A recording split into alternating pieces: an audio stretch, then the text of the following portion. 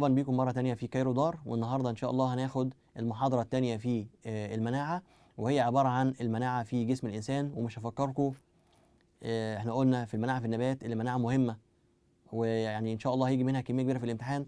وبرضه تاني نقول لكم النهاردة في المحاضرة التانية اللي هي المناعة في النبات، ونقول لكم مهمة جدا. المناعة في الإنسان مهمة جدا، وإن شاء الله برضه هيجي منها كمية كبيرة جدا في الامتحان بإذن الله. نبدأ الأول بالجهاز المناعي في الإنسان. لما جم العلماء ومعاهم الأطباء طبعا يعملوا كشف للجهاز المناعي في جسم الإنسان، وجدوا حاجة غريبة مش موجودة في أي جهاز آخر في جسم الإنسان. احنا عندنا مثلا وليكن الجهاز اللي هو الهضمي مثلا. يعني الجهاز الهضمي بيتكون من الفم، وبعد كده بالعوم، وبعد كده من الريق، وبعد كده معدة، وبعد كده ايه عندنا الاثنى عشر، وعندنا البنكرياس برضه داخل في الجهاز الهضمي، وعندنا اللي هي ايه الامعاء الدقيقة والغليظة، وبينتهي بفتحة الشرج. بس ده كله متصل ببعضه. الجهاز التنفسي نفس الكلام، الجهاز الدوري نفس الكلام، عندك بعد كده الجهاز العصبي نفس الكلام برضو. دي كلها أجهزة كلها متصلة ببعضها اتصال ايه يا جماعة؟ محكم. اتصال محكم، يعني كل جزء فيهم لازق في التاني بالبلدي كده، زي الجزء الاسود ده والجزء ده والجزء الحاجات دي كلها متصلة ببعض. بس لما جم بقى يدرسوا الجهاز المناعي في جسم الإنسان، وجدوا إنه جهاز متناثر الأجزاء. يعني إيه متناثر يا جماعة؟ يعني ممكن تلاقي هنا حتة هنا حتة، تمام كده؟ طيب وكل حتة ملهاش دعوة بالتاني، أو كل عضو معلش ملهوش دعوة بالتاني. طب بيشتركوا مع بعض إزاي؟ بيشتركوا مع بعض إزاي يا جماعة؟ طيب المهم هنعرف الكلام دلوقتي. يبقى الجهاز المناعي في الإنسان ده عبارة عن جهاز متناثر الأجزاء. إزاي متناثر الأجزاء؟ يعني بيتكون من أجزاء متفرقة في جسم الإنسان. يعني أجزاء مثلا وليكن زي الغدة التيموسية مثلا. الغدة التيموسية دي عبارة عن غدة موجودة فين؟ على القصبة الهوائية، أعلى القلب، وإيه خلف عظمة القص. أدي جزء. الجزء الثاني اللوزتين، شوفوا هنا الثانية اللوزتين هنا، دول مالهوش دعوة بدول، يعني مش متصلين ببعض اتصال كده مثلا، ما فيش حاجة بتوصلهم ببعض، كل واحد فيهم بعيد عن الثاني خالص. طيب الجهاز المناعي بقى، طب خلي بالكم ده ايه؟ تشريحيا. يعني تشريحيا يا جماعه، يعني الاعضاء بتاعت الجهاز الليمفاوي كل واحده فيهم بعيده عن الثانيه. دي معناه اللي هو ايه؟ تشريحيا. يعني مثلا يا جماعه وليكن الموبايل والجهاز ده كده عضوين بالنسبه لجهاز معين، تمام كده؟ طيب خلي بالكم بقى من حاجه اهي، ده جهاز اهو، وادي الموبايل اهو، تمام؟ يبقى كده تشريحيا الاثنين ايه اللي يحصل؟ بعاد عن بعض، ما لهمش دعوه ببعض. طب لو احنا جبنا سلك وصلناهم مع بعض، لا هيبقوا تشريحيا متصلين. لكن طالما الاثنين بعيد عن بعض، ما فيش اي وسيله موصلهم ببعض اتصال مباشر، دي بيسموهم ايه؟ تشريحيا منفصلين او منقطعين عن بعض، تمام كده؟ طيب الا ان الجهاز المناعي ده هو يا جماعه وظيفيا، يعني اثناء قيامه بوظيفته بيكون متعاون مع بعضه تعاون وثيق جدا جدا، زي ما هنشوف بعد شويه. حاجه بصراحه يعني في قمه الغرابه، وبتدل يعني على عظمه الله عز وجل في خلقه، زي ما احنا هنشوف بعد كده. وانتوا نفسكم هتستغربوا، لان الجهاز المناعي بتاعنا تحس كده اللي هو عامل زي ايه؟ الكتيبه، في قياده، وبعد كده في قياده ثانيه، وبعد كده في عساكر، وفي ناس بتشتغل، وفي مخابرات، وفي مش عارف ايه. الحاجات دي هنعرفها ازاي دلوقتي واحنا بندرس ان شاء الله كل قطعه وكل جزء فين في الجهاز المناعي في جسم الانسان. يبقى الجهاز المناعي في جسم الانسان تشريحيا منفصل، اما وظيفيا متصل. طيب وظيفيا ليه متصل يا جماعه؟ زي ما قلنا لان اجزاءه تتفاعل وتتعاون مع بعضها بصوره ايه؟ متناغمه، يعني كلهم بيشتغلوا مع بعض في نفس الوقت، على الرغم من انهم غير متصلين اتصال مباشر. طيب وجدوا ان عندنا الاعضاء الليمفاويه هي عباره عن اعضاء الجهاز المناعي. يبقى الجهاز المناعي ده حاجه كبيره قوي، بيتكون من اعضاء زي ما احنا عارفين قبل كده، اللي هم الاعضاء الهين الليمفاويه. طب ليه يا جماعه علل؟ يجي لك في الامتحان بيقول لك علل. الاعضاء الليمفاويه هي اللي بتركب، او هي من تقوم بتركيب الجهاز المناعي. تقول له وذلك لانها تحتوي على اعداد غفيره، يعني اعداد كبيره جدا جدا جدا من الخلايا الليمفاويه اللي احنا هناخدها بعد شويه، ودي في قمه الاهميه. طيب والخلايا الليمفاويه دي هي عباره عن ايه؟ المكون الرئيسي بعد كده لوسيله الدفاع في جسم الانسان. يبقى الاعضاء الليمفاويه يا جماعه عباره عن موطن للخلايا الليمفاويه، وفي نفس الوقت هي اللي بتكون المكونات الرئيسيه لمين؟ للجهاز الليمفاوي. يعني الاعضاء دي مع بعض بتكون ايه؟ الجهاز الليمفاوي. وفي نفس الوقت برضو مليئه بمين؟ بالخلايا الليمفاويه، مليئه بالخلايا الليمفاويه. طيب مكونات الجهاز الليمفاوي، اول حاجه في الجهاز او الجهاز المناعي معلش، اول مكون ليه اللي هو مين؟ الاعضاء الليمفاويه. اي جهاز زي ما عرفنا في اولى ثانوي وثانيه ثانوي لازم يتكون من اعضاء. يعني مثلا الجهاز الهضمي بيتكون من الفم ادو عضو، المريء ادو عضو كده يعني. الجهاز المناعي بقى في جسم الانسان بيتكون برضه من اعضاء. اول عضو عندنا هي مين يا جماعه؟ هو نخاع العظام. وكل واحد من دول ايا كان اللي احنا نقوله دلوقتي بيحتوي على اعداد ضخمه منين؟ من الخلايا الليمفاويه. ماشي. بيتم نضجها وتميزها برضو في هذه الاعضاء. اول حاجه عندنا اللي هو مين؟ نخاع العظام. نخاع العظام يا جماعه هو نسيج بيوجد داخل العظام المسطحه. ركز في كلمه مسطحه دي. زي مين المسطحه يا جماعه؟ زي الترقوه اللي هي هنا. طيب زي القص اللي هي بين الضلوع. نرجع تاني للدعامه في الانسان. زي الجمجمه، تمام، زي عمود الفقري اللي هو في الظهر. زي الضلوع اللي هي في القفص الصدري. زي عظام الكتف اللي هي ورا دي. وعندنا برضو ايه؟ والحوض اللي هي ايه عندنا في الحوض بتاعنا. دي رقم واحد، دي في العظام اللي هي المسطحه. طب ايه تاني موجود في نخاع العظام؟ موجود برضو في رؤوس العظام الطويله. زي مين يا جماعه؟ زي الراس بتاع عظمه الفخذ. طيب وايضا عظمه الساق، وعظمه مين يا جماعه؟ العضد. الساق والعضد. وايه تاني يا جماعه؟ وعندنا برضو الراس عظمه الفخذ اللي هو يا جماعه بيخش جوه التجويف الحقي. دي الاماكن اللي موجود فيها مين؟ نخاع العظام. وطبعا زي ما احنا عارفين نخاع العظام نوعين، في نخاع عظام اصفر وفي نخاع عظام احمر. مالناش دعوه بالاصفر ده عشان النخاع العظام الاصفر ده خاص بيه الدهون، خاص بيه الدهون اللي هي الليبيدات يعني. اما نخاع العظام الاحمر ده بقى اللي بيكون مين؟ خلايا الدم الحمراء والبيضاء والصفائح الدمويه. يبقى عندنا نخاع العظام وظيفته انتاج مين يا جماعه؟ خلايا الدم الحمراء وخلايا الدم البيضاء، وعندنا برضو مين؟ الصفائح الدمويه. يبقى اول عضو لمفاوي عندنا اللي هو مين؟ نخاع العظام.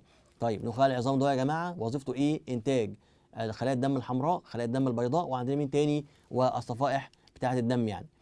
الغده التيموسيه دي العضو رقم 2. العضو الثاني اللي هو مين؟ الغده التيموسيه. الغده التيموسيه دي عباره عن غده زي ما احنا قلنا من شويه تقع فين؟ على القصبه الهوائيه اعلى القلب خلف عظمه القص. ازاي؟ ادي عظمه القص وادي القلب اهو، تمام كده.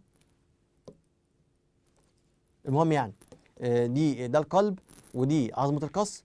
الغده التيموسيه بيبقى هنا موجود مين يا جماعه؟ القصبه الهوائيه هي موجوده هنا، بحيث تكون هي اعلى القلب وخلف مين؟ خلف القص. وخلي بالكم دي بتبقى موجوده في الاطفال بس، تبقى موجوده في الاطفال. احنا لما بنكبر مش بتبقى موجوده فينا يعني. دي اسمها الغده هي ايه؟ الهين التيموسيه. وزي ما قلنا تقع على القصبه الهوائيه اعلى القلب خلف عظمه القص اللي هي موجوده قدام دي يا جماعه. طيب وظيفه الغده التيموسيه بتفرز هرمون اسمه هرمون التيموسين. اسمه هرمون مين؟ التيموسين. طيب الهرمون ده ايه اللي بيحصل له؟ ده بيحفز نضج، ركز في الكلمه دي بقى، الخلايا الليمفاويه الجذعيه علشان يكون مين؟ الخلايا التائيه اللي هي تي سيلز او الخلايا التائيه. وبعد ما يحصل لها تميز طبعا الخلايا اللي هي التائيه دي 3 انواع زي ما هنعرف بعد شويه، اللي هي التائيه المساعده والتائيه القاتله والتائيه المثبطه زي ما هنعرف بعد شويه كده. المهم يا جماعه ركزوا معايا. عندنا نخاع العظام بيطلع مين؟ خلايا بيضاء وخلايا حمراء وصفائح دمويه. تمام. في عندنا بقى خلايا بيضاء بتوصل فين؟ بتروح للغده التيموسيه. اول ما تدخل جوه الغده التيموسيه او خلايا ليمفاويه معلش، تدخل فين؟ جوه الغده التيموسيه. اول ما تدخل جوه الغده التيموسيه بتنضج، بيحصل لها نضج يعني بتتميز الى خلايا تائيه بانواعها المختلفه.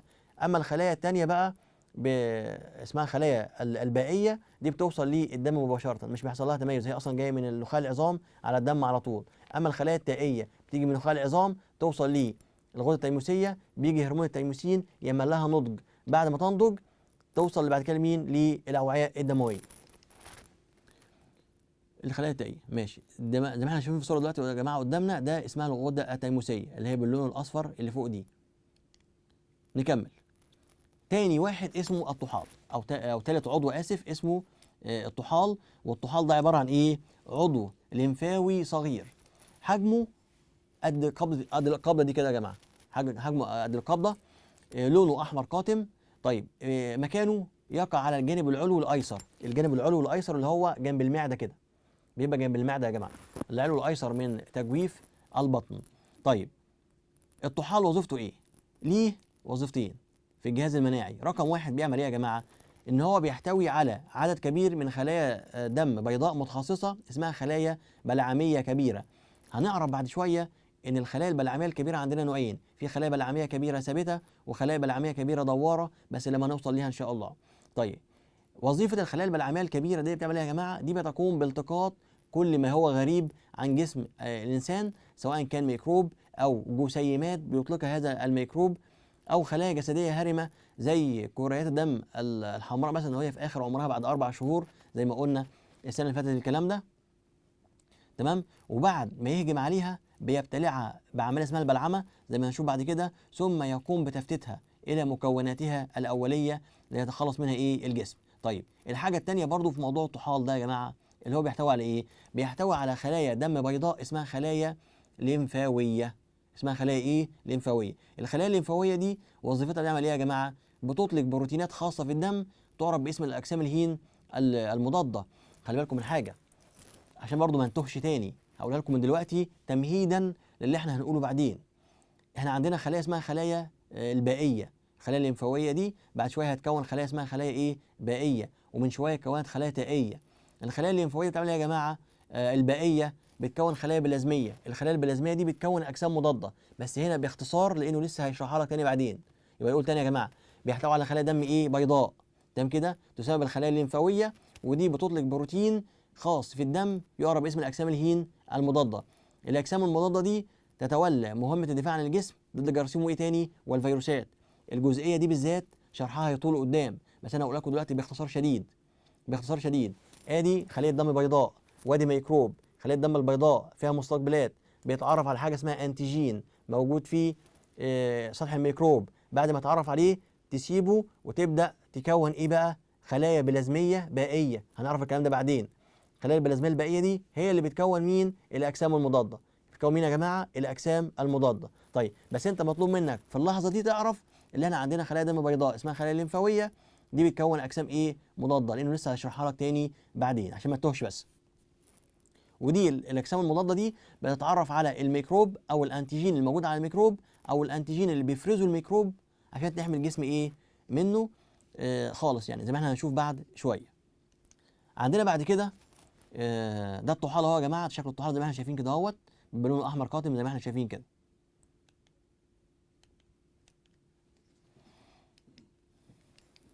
ماشي، نكمل وناخد الحاجه الرابعه في اعضاء الجهاز المناعي، وهي مين؟ اللوزتان.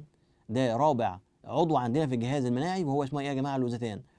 بالتاكيد كلنا سواء كنا صغيرين او كبار، كل واحد فينا او مش كلنا يعني، المهم يعني الواحد من دول يفتح بقه قدام المرايه ويقعد يتفرج على اسنانه ولسانه، ولما ينزل اللسان تحت سنه كده بيلاقي لسان المزمار اللي هو في النص زي الصوره قدامنا كده يا جماعه، اللي في النص ده اسمه لسان المزمار. الاثنين اللي على الجنب دول اسمهم اللوزتان. اسمهم ايه يا جماعه؟ اللوزتان. يبقى اللوزتان دول عباره عن غدتان ليمفاويتان متخصصتان، مكانهم موجود فين؟ على جانبي الجزء الخلفي من الفم. ده الجزء الخلفي، هم موجودين فين؟ على الجانب ده كده كده يا جماعه. طيب الوظيفه بقى، ودي مهمه وكلنا قابلناها في يوم من الايام، وظيفتها ان هي بتلتقط اي ميكروب او جسم غريب. ممكن يجي منين الجسم الغريب او الميكروب ده اهو؟ الواحد مثلا هو بيشرب ميه، الميه ممكن تكون ملوثه. الميه طبعا لازم عشان تخش جوه لازم تعدي على اللوزتين. اللوزتين دول بقى بيعملوا ايه يا جماعه؟ بيلتقطوا اي فيروس او اي بكتيريا تخش. طيب الحاجه الثانيه، الواحد وهو بيتنفس نفس الكلام، الهواء اللي بيدخل فيه ميكروبات، مين اللي بيمسك الميكروبات دي؟ اللوزتين. الحاجه بعد كده يا جماعه، بعد ما تمسكهم تعمل ايه؟ تقدر تحمي الجسم منهم. يبقى احنا دلوقتي عندنا ان اللوزتين دول بيحموا جسم الانسان منين؟ من الميكروبات اللي داخله مع الغذاء، اللي هي الطعام او الماء او الهواء. طب نعرفها ازاي؟ نعرفها ازاي؟ واحد مثلا ابن حلال ربنا كرمه وقال لك مثلا ايه، هنزل اتمشى شويه على الكورنيش، فكان في مثلا وليكن كلب ميت، قطه ميته، كان فيها صفيحه زباله مليانه ايه؟ زباله، وتراكم في المنطقه دي اللي هو معدي فيها بالصدفه كميه ضخمه من الميكروبات، فهو بيتنفس عادي. بعد ما تنفس، بعد ما عدى المنطقه دي، وجد ان الجزء ده بيوجعه جدا. ايه سبب الالم اللي حصل له وهو بيعدي؟ اللي هو لما تنفس دخل في مناخيره مين؟ ميكروبات. فالميكروبات دي ايه اللي حصل ليها بقى؟ مين اللي التقطها؟ اللوزتين. فده سبب له الم. واحد مثلا كل من عربيه كبده في الشارع او عربيه فول او طعميه في الشارع، بعد شويه وجد بألم في الجزئيه دي، ده معناه اللي هو كان بياكله كان ايه؟ كان ملوث. واحد ما في الشارع لقى مثلا وليكن زير، لقى قله، لقى كولدير، لقى اي حاجه لقاها فيها ميه فشرب، بعد شويه لقى ايه؟ الجزء ده وجعه، ده معناه الحاجه دي كانت ايه؟ كانت ملوثه، الحاجه دي كانت ملوثه. طيب لذلك بنلاقي الناس اللي بتفهم شويه لما بيعدي من اي مكان فيه زباله بيطلع منديل ويحطه على وشه لحد ما يعدي، دي ناس نظيفه يعني. لكن طبعا يعني مش كل الناس بتعمل الحركه دي. طيب نيجي بعد كده برضو اللي هي الحاجه الخامسه اللي هي ايه؟ تبع اعضاء الجهاز الليمفاوي اللي هي اسمها بقع باير. بقع باير دي يا جماعه دي عباره عن مجموعه من العقد الصغيره اللي هي موجود فيها خلايا ليمفاويه، ودي بتتجمع على شكل ايه؟ بيسموها لطع او بقع. وليكن مثلا ادي الغشاء المخاطي المبطن اليمين للسفلي في الامعاء الدقيقه. ازاي؟ خلي بالكم يا جماعه، الامعاء الدقيقه زي ما احنا خدنا السنه اللي فاتت اللي ليها غشاء خارجي ولها غشاء داخلي. الغشاء الداخلي المخاطي يعني بيفرز المخاط، موجود في حاجه اسمها ايه؟ خملات. فاكرين هذه الخملات؟ طيب الغشاء المخاطي اللي هو داخلي، خلي بالكم في غشاء خارجي وفي غشاء داخلي. الداخلي هو المخاطي، اللي بره ده ملوش دعوه. تمام كده؟ الغشاء الداخلي ده بيبقى مخاطي، موجود فيه عقد تحتوي على خلايا ليمفاويه، بيظهر في شكل عام كده عامل زي اللطعه. عارفين الحسنه اللي بتطلع في وش الناس دي او في ايديها؟ هي دي عامله زيها كده، بتبقى بقعه صغيره او لطعه صغيره. دي بتبقى موجوده فين؟ في الغشاء المخاطي المبطن للجزء السفلي من الامعاء الهين الدقيقه. خلي بالكم الجزء السفلي مش العلوي، العلوي دي اللي فوق اللي هو عند الاثنى عشر، لا مش لنا دعوه بيه. هي موجوده فين يا جماعه؟ عند الجزء السفلي للامعاء الدقيقه. طيب وظيفتها اللي هي بتعمل ايه؟ بتلعب دور في الاستجابه المناعيه ضد الكائن الهون الحي الدقيق اللي هو دخل جوه. لو مثلا لو كانت ايه الجزء دهوت اللي هي الوزتين ما عرفوش يمسكوه، او العصاره الهاضمه الموجوده في المعده الحمضيه ما عرفش تقضي عليه، فوصل الغذاء لحد ما وصل فين؟ للجزء السفلي في الامعاء الدقيقه. يبدا ساعتها مين اللي يتعامل معاه؟ اللي هو بقع باير، هي اللي تقدر في اللحظه دي تتعامل معاه عن طريق ايه؟ بتموته. ماشي، نيجي اللي بعد ذلك يا جماعه اللي هي ايه؟ العقد الليمفاويه. ودي برضو عضو من اعضاء الجهاز الليمفاوي بيسموها العقد هنا يا جماعه الليمفاويه. وظيفتها اللي هي بتقوم بتنقيه الليمف من اي مواد ضاره او ميكروب. دي يا جماعه عامله زي الفلتر كده، عامله زي الفلاتر. بيجي الليمف وهو مليء بيه الميكروبات مثلا، ويخش جوه العقد الليمفاويه دي. تبدا هذه العقد تعمل فيها يا جماعه تصفي هذا الليمف منين؟ من هذه المواد الضاره او الجسيمات الغريبه او الخلايا ايه؟ الميته. ايه اللي موجود بقى في العقد الليمفاويه دي؟ موجود فيها جيوب، حاجه عامله زي جيوب كده او محافظ. هذه الجيوب مليئه بمين؟ بخلايا الدم البيضاء، واللي هي بتساعد على محاربه ايه؟ اي مرض او عدوى. في برضه حاجات تانية هنعرفها دلوقتي برضه. ودي موجوده فين يا جماعه؟ على طول شبكه الاوعيه الليمفاويه اللي هي موجوده فين؟ في جميع اجزاء الجسم. طب احنا دلوقتي عاوزين نشوفها، ممكن نشوفها، الموضوع سهل جدا. موجوده تحت الابط، يعني ممكن واحد من دول مثلا او واحد من اللي قاعد دلوقتي بيتفرج يعمل ايده كده تحت الابط بتاعه، بس يزق صبعه لجوه شويه صغيرين كده، هيلاقي حاجه عامله زي الترمسه او حاجه عامله زي حبات الفول الصغيره، حاجه صغيره قوي كده بس بيحس بيها موجوده. دي اسمها ايه؟ مين يا جماعه؟ العقده الليمفاويه تحت الابط، او برضه في الرقبه، وموجوده في الجزء العلوي من الفخذ اللي هي بين ايه؟ فخذ الانسان. تمام كده؟ دي موجود فيها مين برضه يا جماعه؟ العقد ايه؟ الليمفاويه دي. وبرضه موجوده بالقرب من كل عضو من اعضاء الجسم الداخليه. يعني اي عضو في جسمنا من جوه، القلب، الرئه، ايا كان، بيبقى موجود جوه جنبه مين؟ العقد الليمفاويه دي، عشان ينظف ايه؟ الليمف اللي هو طالع او داخل. ماشي. حجمها بيتراوح بين راس حبه الدبوس، يعني بيبقى صغيره جدا، او منها انواع بتوصل ل بذره الفول الصغيره، بذره الفول زي ما احنا قلنا من شويه، او الترمسه، الترمس اللي احنا بناكله ده. طيب التركيب بتاعها زي ما احنا قلنا بتحتوي من الداخل على جيوب. هذه الجيوب عامله زي كده يا جماعه، شكل الايد كده يا جماعه. يبقى ادي جيب، وادي جيب تاني، وبعد كده جيب تالت ورابع وخامس وهكذا. كل جيب من دول بيحتوي على خلايا ايه؟ زي ما احنا قلنا بيضاء. الخلايا البيضاء دي ممكن مثلا تكون عندنا خلايا ايه؟ ليمفاويه البائيه، ممكن يكون خلايا ليمفاويه تائيه. في عندنا نوع تالت هناخده برضه بعد شويه بيسموها الخلايا الملتهمه. الخلايا الملتهمه اللي هي بتاكل اي حاجه قدامها من الجراثيم عن طريق حاجه اسمها البلعمه، هنعرفها بعدين دلوقتي. طيب ودي بتخلص الليمف منين؟ من الجراثيم. يبقى الجيوب دي في جيوب فيها خلايا بائيه، جيوب فيها خلايا تائيه، جيوب فيها خلايا ايه؟ ملتهمه. ماشي. بعد ذلك يا جماعه بنلاقي وليكن مثلا ادي عقده ليمفاويه. العقده الليمفاويه بيتصل بها عدد من ايه؟ من الاوعيه الليمفاويه. في وعاء ليمفاوي وارد جاي من تحت كده، وظيفته ايه؟ اللي هو بيورد ليها الليمف او بيحضر ليها الليمف من الجسم. بعد ما يتصفى بيكون موجود ايه؟ وعاء لمفاوي صادر. الليمف بعد ما يتصفى بيطلع في مين؟ في الوعاء الليمفاوي اللي هنا يا جماعه الصادر ده. يبقى عندنا يتصل بكل عقده لمفاويه عده اوعيه لمفاويه، ودي بتنقل الى الليمف مين؟ او تنقل الى الليمف من الانسجه، او تنقل الليمف اليها من الانسجه لو ترشحه وتخلصه مما يعلق به منين؟ من مسببات الامراض الغريبه. وبرضه يا جماعه لو في خلايا ميته برضه عن طريقها بيتم ايه؟ التصفيه. زي ما احنا شايفين في الصوره اللي قدامنا اهيت برضو، ده اعضاء الجهاز الليمفاوي وكل حاجه موجود عليها ايه؟ اسمها.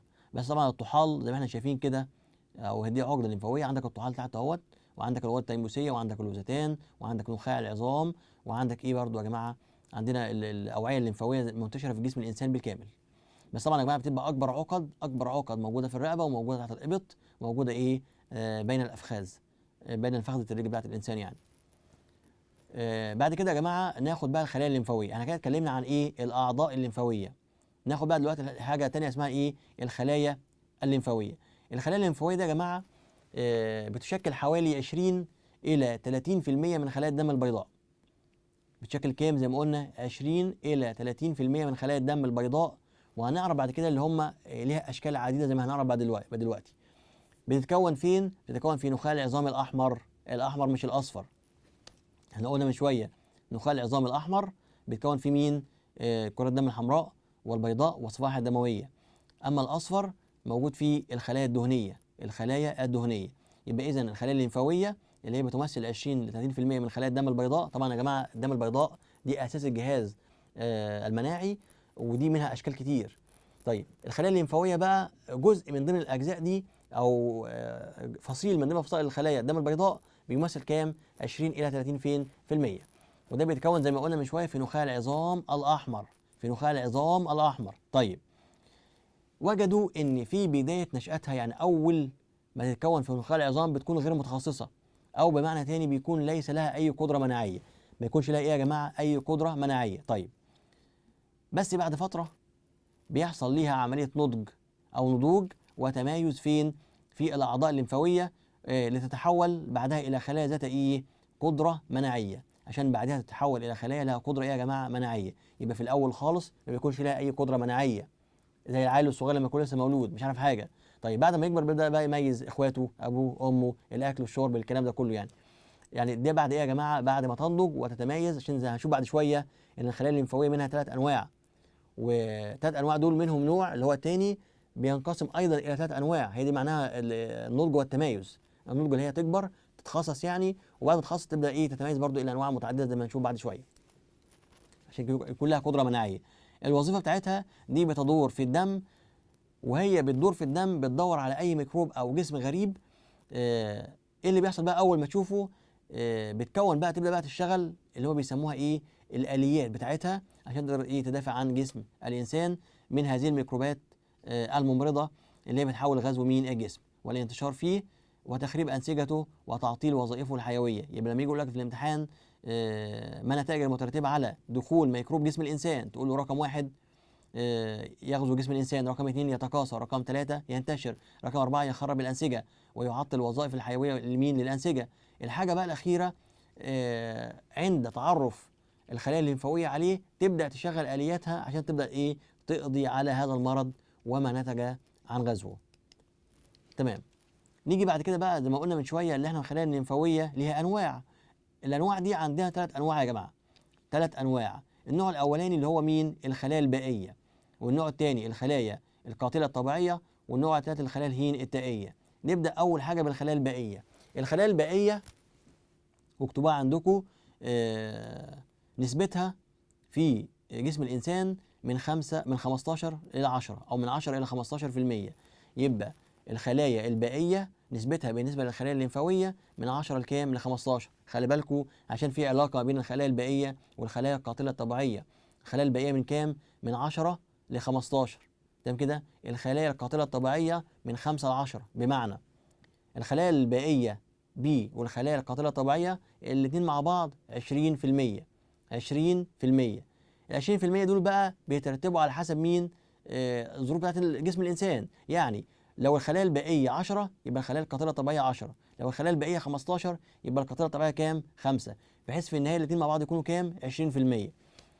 الخلايا البائيه والخلايا القاتله الطبيعيه الاثنين بيتم تصنيعهم فين؟ في نخاع العظام، وبعد كده بعد ما يستكمل نموهم ويوصلوا لمرحله النضوج برضه جوه مين؟ نخاع العظام بيبداوا ينتقلوا الى السوائل بتاعت الجسم اللي هي البلازما او الدم، بلازما الدم او الليمف. طيب الوظيفه، الخلايا البائيه دي بتتعرف على اي ميكروب، اي ميكروب في جسم الانسان او مواد غريبه زي البكتيريا والفيروسات، وبعد كده بتلتصق بها، وبعد ما تلتصق بيها بتنتج مواد مضاده زي ما احنا قلنا من شويه عشان تدمرها. نقول الحته دي تاني عشان نفهم، عشان بقى شويه ما نتوهش. الخلايا البائيه بي بعد ما تلتصق بالجسم المضاد، ادي الجسم المضاد وادي ايه؟ الخلايا البائيه. الخلايا البائيه بتتعرف على الجسم المضاد عن طريق المستقبلات بتاعتها والانتيجين الموجود فين؟ على الجسم المضاد، هنعرفها بعد شويه. بعد ما تتعرف عليه تبدا تسيبه وتكون ايه؟ خلايا بائيه بلازميه. الخلايا دي بتكون هي الاجسام المضاده، بس كصوره عامه الخلايا البائيه هي اللي بتكون ايه؟ الاجسام المضاده، لان هي اللي بتكون مين؟ الخلايا البائيه البلازميه. وده هنعرفها بعد شويه لما يجي يقول لك دور الخلايا البائيه في انتاج الاجسام المضاده. تقول له تتعرف على الانتيجين عن طريق المستقبلات الخاصه، ثم تنفصل عن الانتيجين وتقوم بالانقسام، وبعد ما تنقسم بتكون خلايا بائيه بلازميه زي ما نعرف بعد شويه. الخلايا البائيه البلازميه دي هي اللي بتكون مين؟ بتكون الاجسام المضاده. والاجسام المضاده دي بعد شويه برضه هنعرف اللي هي بتتحد مع حاجه اسمها المتممات. بعد شويه مواد كيميائيه اسمها المتممات، الاثنين مع بعض بيتصلوا بالانتيجين فيعملوا له اذابه، وبكده يقدروا ايه؟ يخترقوا او يدمروا هذا الكائن الممرض زي ما احنا هنشوف بعد شويه، زي ما هنشوف بعد شويه، ونركز مع بعض كويس. الخلايا اللي بعديها، الخلايا اللي بعديها ماشي، اللي هي الخلايا التائيه. احنا قلنا الخلايا البائيه والخلايا القاتله الطبيعيه الاثنين مع بعض كام؟ 20%. بقي كام من ال 100%؟ 80. بعدين الخلايا التائيه تي تشكل كام؟ 80% من الخلايا الليمفاويه، واحنا قلنا بتتكون في نخاع العظام، ايوه، بس بتنضج فين؟ في الغده التيموسيه زي ما احنا قلنا من شويه. خلي بالكم الخلايا البائيه البي والخلايا القاتله الطبيعيه الاثنين بيتكونوا ويتم انضاجهم، نضجهم يعني داخل مين؟ داخل نخاع العظام. اما الخلايا التائيه دي بتنتج في نخاع العظام ولكنها بتتكون في نخاع العظام، ولكنها يتم انضاجها وتميزها في الغده التيموسيه تحت تاثير هرمون التيموسين. طيب الانواع بقى يا جماعه، انواع الخلايا التائيه، في عندنا خلايا تائيه مساعده اللي هي رمزها تي اتش والرموز عليك، الرموز عليك. طيب وظيفه الخلايا التائيه المساعده اللي هي تي اتش دي بتعمل ايه؟ بتنشط الانواع الاخرى من الخلايا التائيه. بتنشط مين؟ عشان بس من اسمها مساعده يعني بتنشط الخلايا التائيه الاخرى وتحفزها للقيام بايه؟ بوظيفتها. دي بتنشط يا جماعه، بتنشط. يبقى الخلايا التائيه المساعده بتنشط الخلايا التائيه الاخرى وتحفزها كمان للقيام بالوظيفه بتاعتها. طيب ازاي؟ في ميكروب هي بتروح للخلايا التائيه القاتله بعد كده زي ما نعرف بعد شويه، او في اخر حاجه في المناعه بتقول لها والله اللي فينا ميكروب، تبدا الخلايا القاتله تبدا ايه؟ تهجم على مين؟ على هذا الميكروب. طيب الحاجه الثانيه زي ما قلنا بتحفز الخلايا البائيه لانتاج مين؟ الاجسام المضاده. والكلمتين السطرين دول بالذات هنحتاجهم تاني في اخر المناعه، اللي هي المناعه بالاجسام المضاده والمناعه ايه الثانيه؟ المناعه الخلويه، بس نخليها وقتها بقى. طيب الخلايا الثانيه اسمها الخلايا التائيه السامه او القاتله اللي هي تي سي، اللي هي بيسموها ايه يا جماعه؟ السامه او القاتله. خلي بالكم دي خلايا تائيه سامه او قاتله. هناخد بعد شويه الثانيه نوع ثاني اسمه الخلايا القاتله الطبيعيه، القاتله دي غير القاتله دي خالص. طيب دي وظيفتها ايه الخلايا التائيه القاتله دي؟ دي بتهجم على الخلايا الغريبه، ولما تهجم على الخلايا الغريبه بتعمل ايه يا جماعه؟ بتقوم بقتلها وابادتها. زي مين؟ زي الخلايا السرطانيه او زي الاعضاء المزروعه. كتير مننا سمع قبل كده ان واحد راح يزرع كليه، بس يقول للدكتور قال له ايه؟ مش هينفع نزرعها لان جسمك مش متقبلها، جسمك بيطردها. ايه اللي خلى جسمه يطردها يا جماعه؟ هي الخلايا الهين القاتله السامه دي. الخلايا القاتله السامه ديت دخلت على العضو المزروع دهوت وموتته مثلا، او موتت اجزاء من الخلايا بتاعته، فاضطر الطبيب اللي هو يشيل ايه؟ الكليه. يبقى سبب وراء مهاجمه هذا العضو المزروع هي الخلايا الهين يا جماعه القاتله الطبيعيه. ممكن تجي لك في الامتحان، موضوع الاعضاء المزروعه دي. طيب وبرضه لو في عندنا خليه ثانيه مصابه بالفيروس بتخش برضه عليها الخلايا اللي هي التائيه دي القاتله، برضه تقضي ايه؟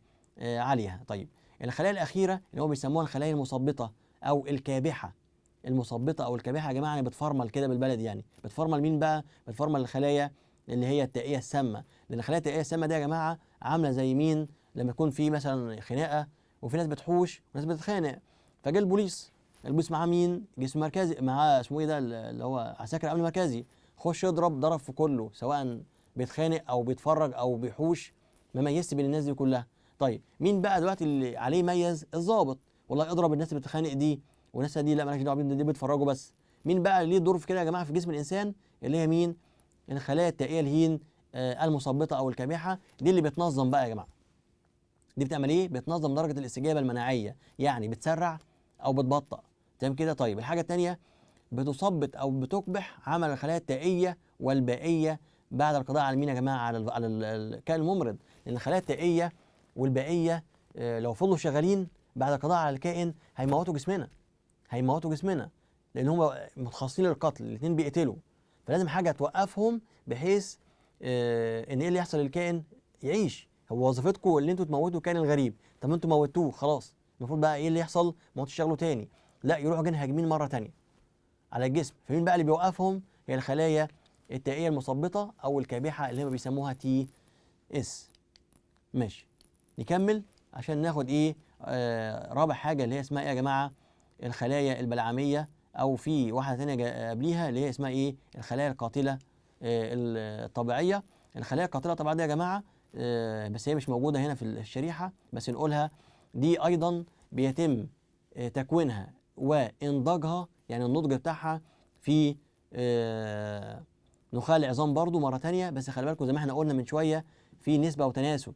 يعني نسبه وتناسب، يعني لو كانت الخلايا البائيه 10 تبقى اللي احنا دلوقتي بنقولها اللي هي القاتله الطبيعيه برضو 10. لو كانت البائيه 15 يبقى القاتله الطبيعيه كام؟ 5. نفس الكلام زي الخلايا البائيه بيتم تكوينها ونضجها فين؟ في نخاع العظام الاحمر.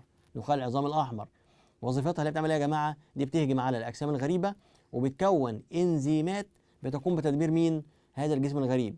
بتكون خلي بالكم احنا قلنا الخلايا البائيه بتكون اجسام مضاده، اما القاتله الطبيعيه بتكون ايه؟ انزيمات. هذه الانزيمات بتقوم بايه؟ بالقضاء على الكائن الممرض. بالقضاء على مين يا جماعه؟ الكائن الممرض.